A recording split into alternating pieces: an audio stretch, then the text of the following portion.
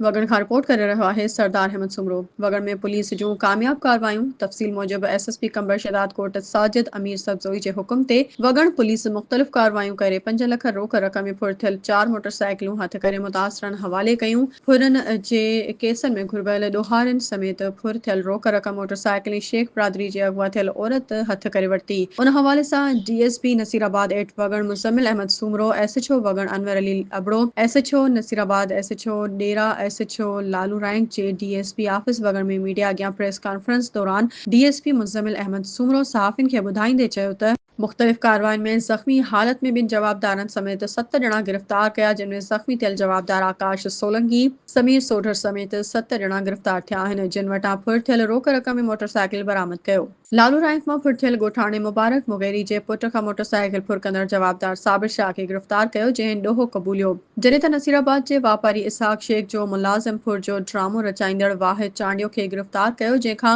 3 लख रोक रक़म रिकवर कई। अहिड़ी तरह दोदो उर्फ अल्ताफ चांडियो फुर ऐं धाड़नि जे केसनि में घुर्बल हुयो, जंहिंखां पिणु 2 लख रोक रक़म रिकवर करे खैस कराची एयरपोर्ट मां गिरफ़्तार कयो। जॾहिं त ॻोठ यारो देरो मां पंवर ऐं शेख बिरादरी जे मसइले तां शेख बिरादरी जी औरत मिसमात साजिदा ज़ाल शोबान शेख अगवा थी हुई, जंहिंखे हथ करे कंबर दारुल अमान हवाले कयो वियो आहे।